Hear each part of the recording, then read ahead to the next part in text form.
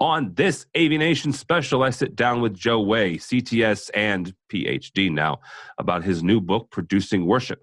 We talk about what a technical artist is, how you can train your church volunteer staff, and how integrators can best serve the house of worship market. All that and more. Next on this AVNation special. The network for the AV industry. What are you listening to? This is AV. This is AVNation. This is AVNation. This is an AVNation special, Producing Worship with Joe Way. This is an AVNation special. My name is Tom Albright. I am your host. With me to discuss his brand new book and what it's like to get a PhD in the AV industry, Mr. Joe Way. Welcome, sir. Hey, thank you for having me on. It's great to be here. Joe is, he's a PhD, I mentioned. He's also a CTS, so find another one of those, I dare you. Joe is the Director of Multimedia Services at California Baptist University in Riverside. He also volunteers at Saddleback Church there and is the host of the Higher Ed AV podcast, which you should check out. And I mentioned he has a PhD. He got it from the University of Birmingham, UK, in theological and the technical arts. That is, first of all, congratulations on that in general, sir. Oh, thank you. It's been a long time coming. It's great to have and kind of be at this place. So I mentioned, find another PhD with a CTS. I actually know two others, but that is a uniqueness in our industry, and getting a PhD in the technical arts. The book that we mentioned, the book that we're talking about, is your dissertation for your PhD. No, there's no other way around it. Your doctoral dissertation is this book, but you say in the introduction that instead of publishing in a peer-reviewed journal, which is what you normally would do with either master's dissertation or a PhD dissertation, you chose to publish it as a book. Why is that?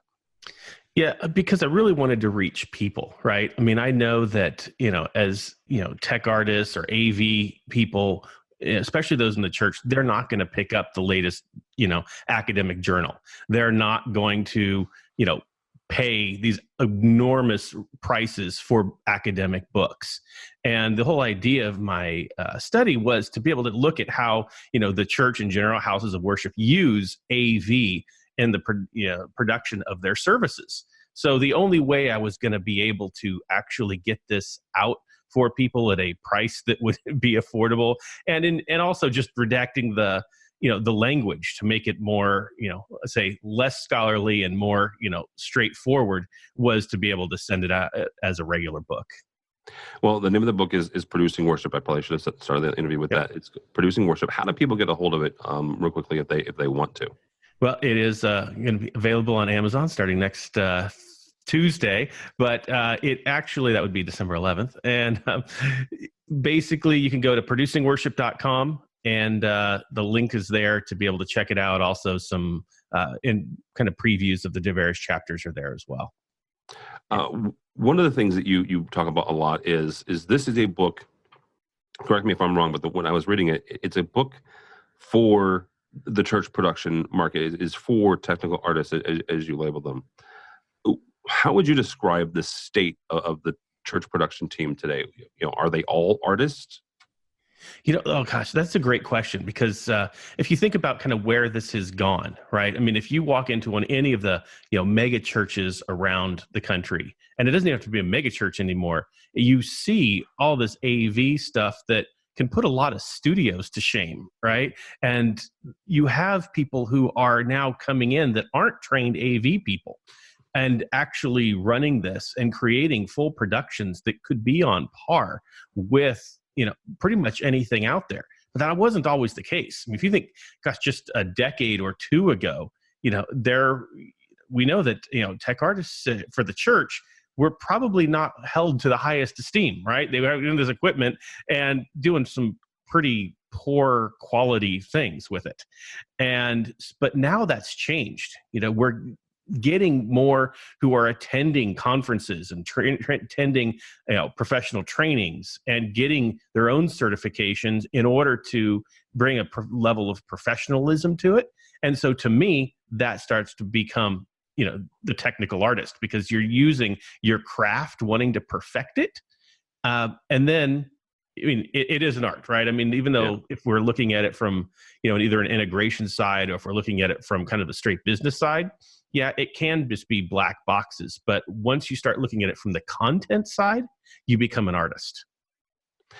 You and I were talking about this a little bit beforehand. I started off my world at AV, and at the time I had no idea what AV was. I was 14 years old. That was 30 years ago now, right? And I attended and still attend the same church, a pretty progressive church. I was doing lighting at 14 years old, right? So that was my introduction to it.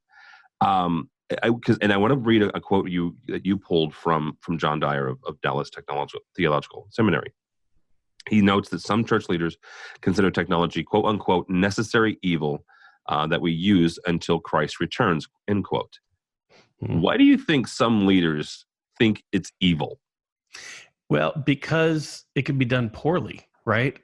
How many of us have seen, the pastor steps up, the mic doesn't come on, right? I think the evilness comes from poor quality. And therefore, people know, but if I'm speaking to an auditorium of 2,000 people, I can't not have the microphone. I must have my iMag up there. There's certain things that become necessary, but when done poorly, start bringing that bad, the bad vibe to thinking, okay, well, why do I have to have this? Well, you have to have it because the only way now we can get your message out, the only way we can get it on, Facebook Live and all these things that churches are starting to do, you need the microphone, you need the camera, right? And so it becomes that necessary evil. And that's where you start to notice the change in the quality. And hence why I even wanted to put this book out, is starting to take an entire demographic that I feel has been underserved and say, okay, well, how can you now understand your craft, right? Let's look at it in the purpose that you're doing it in. And now if you can understand your craft and the reason you're doing it, maybe now we can attack it from a higher level of either responsibility, I don't know what the right word is for that, so that when we're doing it, we know that, the high quality craftsmanship is important. And then maybe that view will start to change a little bit. And it can be something that people can look at as go, I want that, rather than, well, okay, do we have to have it? Well, the reason I bring this up is that my grandfather, who has since passed on, he was an old country church. He was an old country church pastor, right? For years. We're talking, the sticks of Southeast Missouri, and that's where he lived. He would not have seen even a microphone as a good, right? You think it's a generational thing that we can educate, the older generations that, and like you said, to take the evil out of it, to demonstrate to them how this can be used for good? Oh, absolutely. It's funny because I thought about this even as I was writing it. You sit there and go, the average church size in the United States is 80 people. Yep. Okay. 80. That means the average church probably doesn't need a microphone nor want one, right? Because you just don't need it. But if you look at our generational change, I dare you to find anybody who's under 30 who isn't staring at their cell phone every 5 minutes. Under 40. Exactly. Yeah, I did. I won't even give my name in there, but I know I do it, Yeah. But that's just the way things have changed. So we're looking at this little device that's bringing us information, right? And so if the church wants to succeed in the long run, which we know the end of the story, they will, but if we want to be able to use technology as a tool for that, we have to be able to communicate to the next generation in the way they communicate. And I bring that up in the book, right? It's, where is that change from being evil to good? It's like, well, we can, and the church has done this from day one, is be able to use what contemporary society sees as its cultural norm and bring it into the people, and that's where the new generation walks into the church. If they can relate in the way, if we're not telling them, you have to do it this way, and we actually bring it to them the way they're used to. We do this in higher ed all the time. I mean, this is my daily job in higher ed is looking at the way pedagogy works. Good teaching, active learning teaching has come about not because some professor said, I want to start flipping the classroom, but because students changed in the way they learned. So it was professors who had to change to be able to communicate with the students. And this is the same thing that's happening in the church now. So yeah, maybe does an 80-person church need one? No, but if they want to connect to the next generation so that they don't become a 70-person church to a 60-person church to being gone, they're going to have to reach people in a way that they're getting their information. Yeah, an old boss of mine said, "You go where the audience is." Yep, you serve them where they are. So, break down for me the basic thinking behind transforming what some have considered a volunteer position or mostly volunteering position, or a sister tool to worship, as you say, into a theological ministry. Well, that's a good one. Well, see, because here's the thing is if I want to I'll just take it right back into, chapter 3, right? Which is where I actually talk about the building of the tabernacle back in ancient Israel. And if you look at the text, it's one of those, the building of the tabernacle, anyone who kind of reads the Bible, that's the pages that start sticking together because you don't actually ever read them. You just skip past it. It's the boring, you don't read numbers every day. There's a good chunk. You can get right through the Bible in half, really quickly there. But if you start looking at the actual words, 20 some times, whatever it is, the word skill is being used to describe the work they're doing. Their words of craftsmanship and wisdom and knowledge, all these things that we, look at. I mean, what's the CTS, kind of introductory line, right? AV is for a communication, right? That's the whole purpose of AV is communication. Well, the exact same things are listed right there as the purpose of this. It's for the people to be able to communicate and commune with God, right? So nothing has changed actually. And so when we start to look at it that way and go, okay, when I talk about a church volunteer, I don't necessarily mean whether or not, the difference is whether they're paid or not, right? A volunteer might not be paid, but you can be a professional and still be a volunteer. Yep. Right? So there's a difference. And I think people assume that those would have to go together, right? That, you're only a professional if you're paid. Well, not really. Right? Because you could still come into a very high level of craftsmanship and you can volunteer and still be able to achieve your goal. And that's exactly what's being done all throughout, the scriptures. You've got people who are just giving, yet the level they're doing could not be matched by anybody else. Right? And so I think that's where it's beginning to change the way you're looking at it. And I believe that's actually happening in the house of worship side. I think you're getting a lot of volunteers or, let's say, young tech directors who are now starting to, they'll show up at NAM, they'll show up at Infocom, they'll show up and start to go, okay, maybe did you know there's more than just the trade show floor? There's classes, there's things like that. And I think there was a whole decade where no one realized that. It was just show up and look at the shiny buttons. And now it's, okay, I've got a whole track of education I can be taking. And I think the change there is really what's adjusting. Maybe we should rethink what a church volunteer is.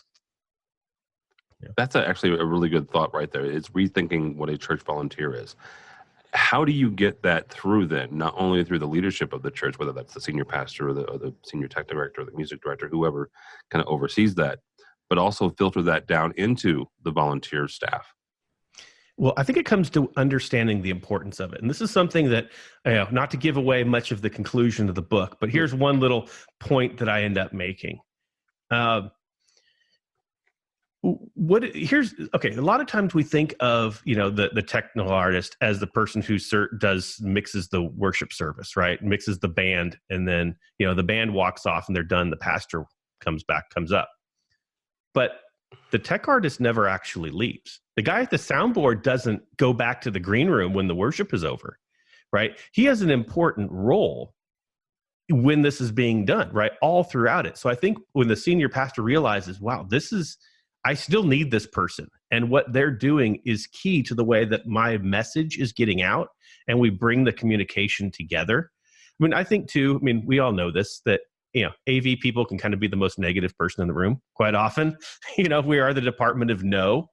But if we start to change that and we come together with the senior leadership, I mean, how is this any different than if you're an integrator and you're working with your end user and the bean counters in the room? You need to build that relationship, right?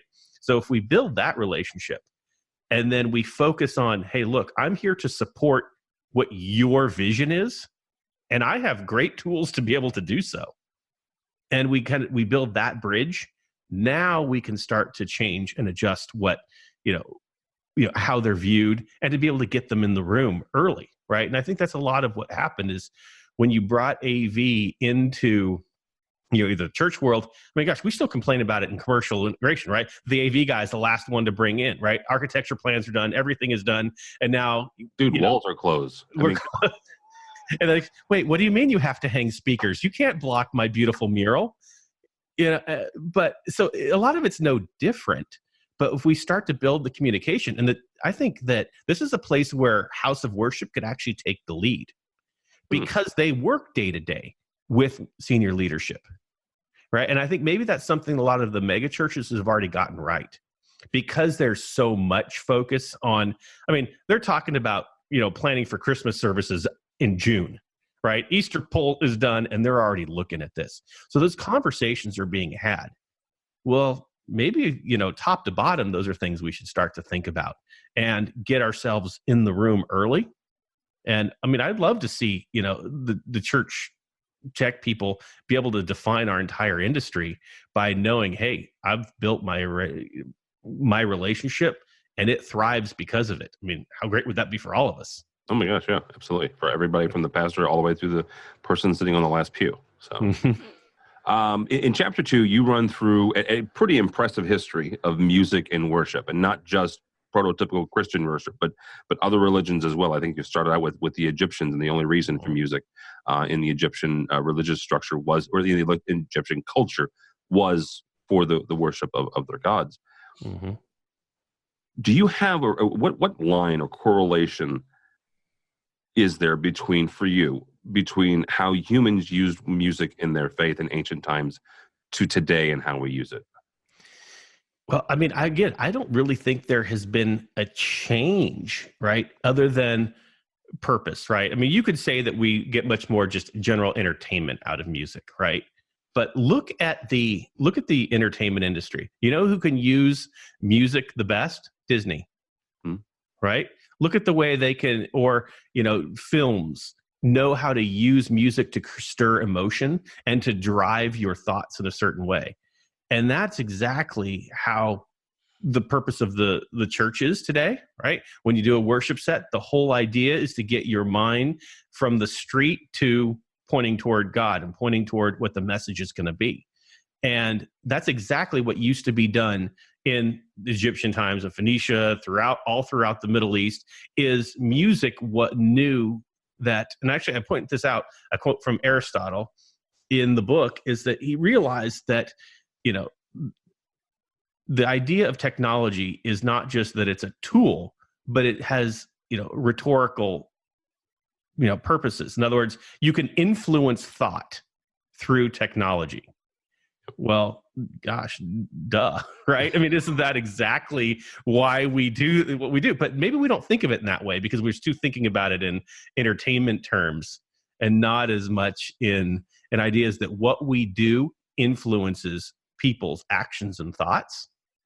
And so that's where I think that has maybe changed only because we have lost sight of it. But I don't think the actual principle has ever changed. And when we realize that what we do actually can impact people, that's where that's going to start to come into view. All right. You reference worship war battles several times throughout the book. What are these worship battles? Well, and that to me is a great one, because anyone who'd been around the church kind of production time, say within a little over a decade ago, it's probably switched this last decade, when all of a sudden, rock and roll, the Jesus movement and all that came into The church, it was like, whoa, what are you doing to my, my choir here? And you're adding a drum kit to this, an electric guitar. And that was that battle of what is the church going to do? Music has changed.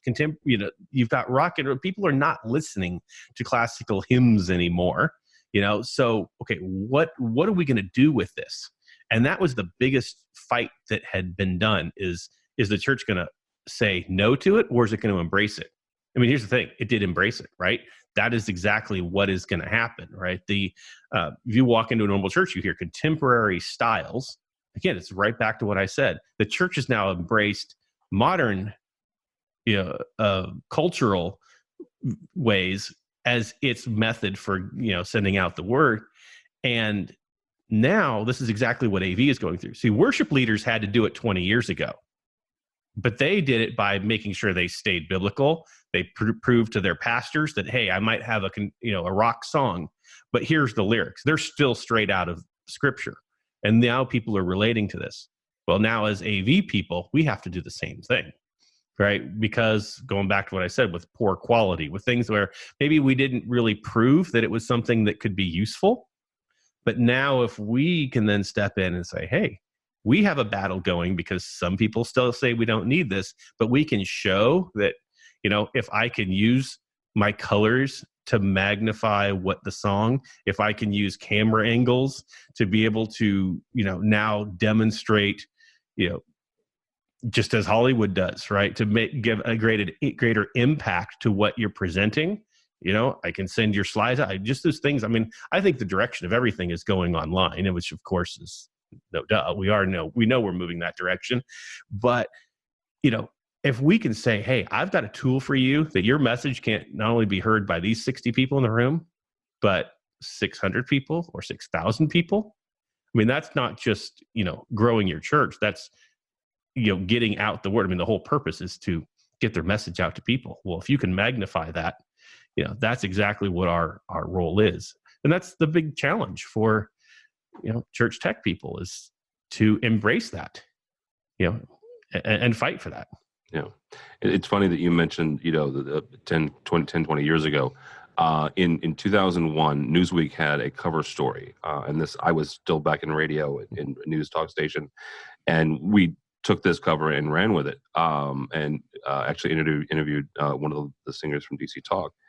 The cover story said Jesus Freak. I don't know if you remember this or not. And they were covering they interviewed a bunch of folks on the Festival Con Dios music festival, which was, again, 20 years ago almost at this point. And they talked with, Audio Adrenaline and DC Talk and Newsboys and Pellar and several others. But they were talking about the mainstreamness of the Christian music at that time. Now, Joe and I are roughly the same age. And so he and I remember even 10 years before that, bands like Stryper and DC Talk and Petra, for crying out loud, which even then, even in the late 80s, there was hand wringing among some of the, again, generational, older constituencies within the church, saying the same thing is what is this music and why are we letting our kids listen to it? Right.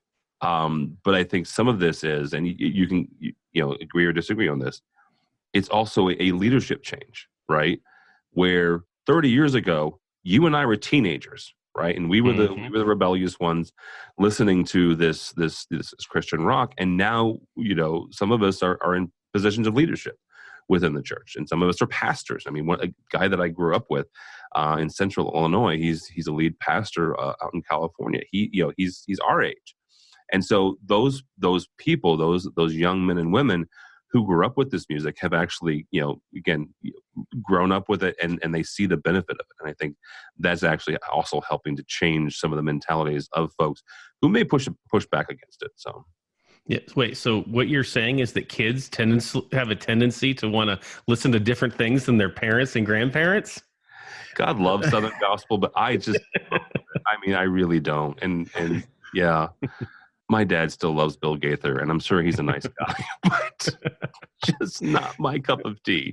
Yeah. No, but you just nailed it right there, though. I mean, this is what's been going on since the beginning of time, right? Yeah. But also, that's not it's just a matter of now, are we going to embrace it? And I think that we've had the biggest cultural change.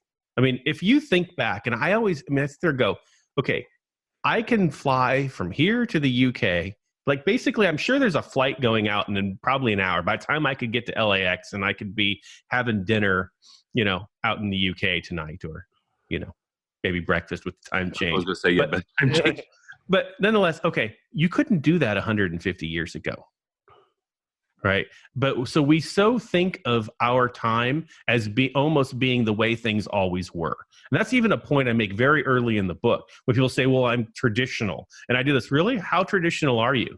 Because, the way things were, you could not have done it 3-4 generations ago.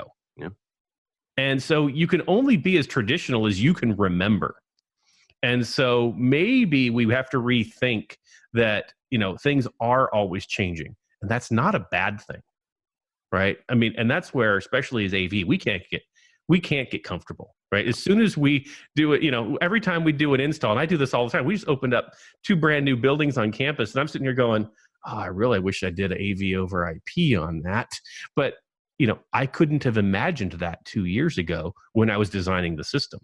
Things are only changing more rapid. So I think I think that the new generation we'll see a huge change. Like, I have a teenage daughter who will embrace technology like nothing else, right?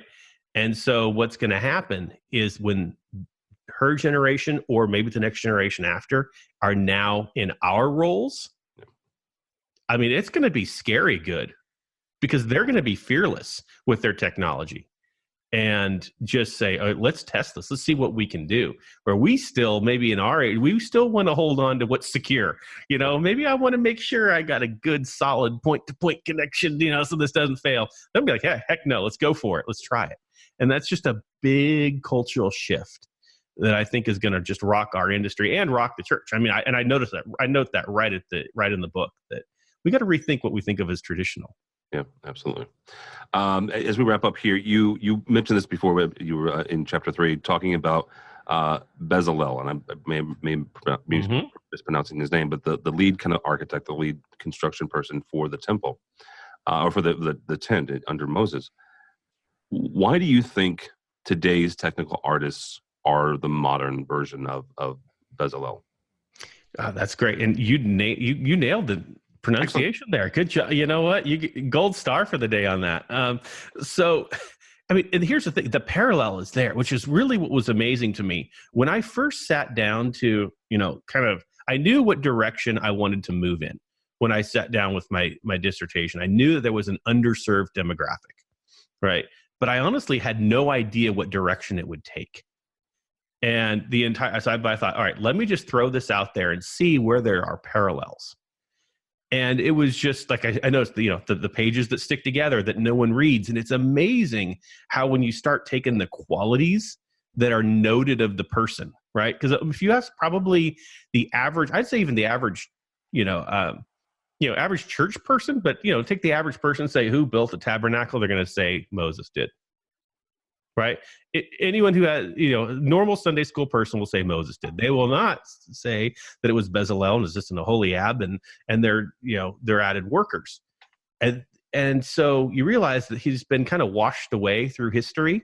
But then when you start looking at the qualities that he has of craftsmanship, the ability to teach, the knowledge, learning how the woods and the gold and the silver work together, how to curate things. You start looking at all the things they do, and I'm like, how is that any different than what we do?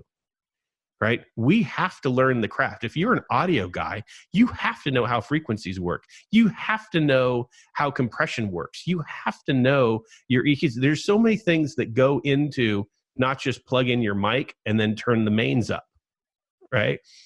And please don't do that, by the way.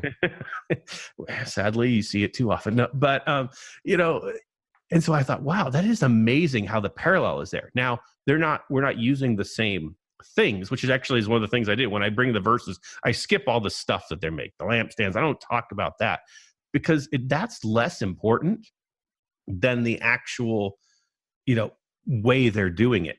And that's a direct parallel to exactly what we do, but maybe we don't think about it, because we just do it naturally. And so that's why I draw that parallel to say, okay, well, where are we? Where is our role within the biblical narrative? And it's there, and we just don't think about it because we go, okay, well, microphones didn't exist 2,000 years ago. Therefore, maybe the Bible can't say anything about it.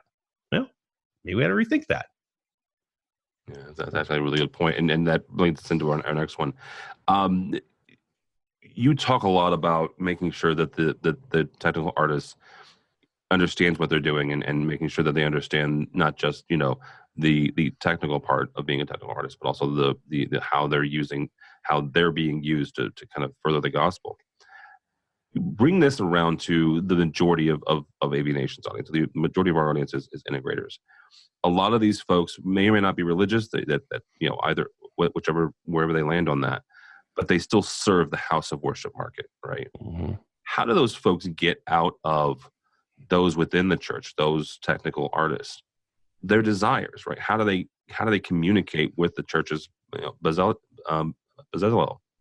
Yeah. So here's the thing. I do this great little quote in the book from the now late Eugene Peterson. It was, and he says that when he sat down with one of his architects, and the architect was so focused on what they wanted to bring to and install and how they want to design the building, that they forgot to actually ask what the purpose was that they wanted to achieve. Right. And so as integrators and manufacturers, maybe our first thing shouldn't be, here's a great set of speakers, because I guarantee it probably is, right? And you could probably do a great design, but what is the purpose they're looking to get to? And so if you can connect to, look, if I give you, this line array, one, I can, do everything. It's going to sound better. It's going to save you money, blah, blah, blah. But what about, well, I can reach that person in the back who is too afraid to walk up, who shows up late, because they're not really right with God yet. And, they're a little insecure. So what if I can make sure that you get good coverage in that area with the person, maybe you're not so concerned about the person who's fine sitting in the front row because they're there serving your church all the time. Maybe you want to reach the person in the back row who is a little insecure and needs this more. So if you could start talking to what's the point is to reach people. And that's where integrators can come at. And I don't think that's any different than any other vertical market, right? It's just exactly where we have to get out of thinking about the black box and into what what is needed by, the tech person. And then if you're meeting with the tech person, because obviously they're the ones who are going to sign off on this, that this is the right piece of gear, it's how can you help them do their job right? Because when they're probably the first one who is going to get everything thrown at them as far as when the mics drop or people can't hear it right or things like that. They're the ones who are looked at blame, even if the budgets aren't there to put the right things, which is pretty common. So solve those problems and start to build the communication of, here, I know what your goal is. Your goal is to reach people. So here's how we can do that. All the other stuff will fall into place, and the budget will fall into place if you can achieve that goal. That actually is a really good place to end, sir. I appreciate your time. Joe Way, again, how do people get the book, and then how do they find you? Yep. Well, you can find me on Twitter at Josiah Way, so my legal name, Josiah Way, and also on my website, josiahway.com. I have links right there to, obviously, the book, which is at producingworship.com, and the same thing at Producing Worship on Twitter, and, of course, the Higher Ed AV podcast as well, a link through there as well. So that is the best way to connect with me, and I'm also on LinkedIn. All right, very good. We'll put links to that, both the Higher Ed podcast and his book, Producing Worship. I appreciate your time. For us here at AVNation, my name is Tim Albright. You can find us at our website, avnation.tv. avnation.tv, you'll find programs like this, other specials, and also our 2 weekly news programs, both AV Week that covers the commercial side and Resi Week that covers the residential side. So all that and more at avnation.tv, avnation.tv.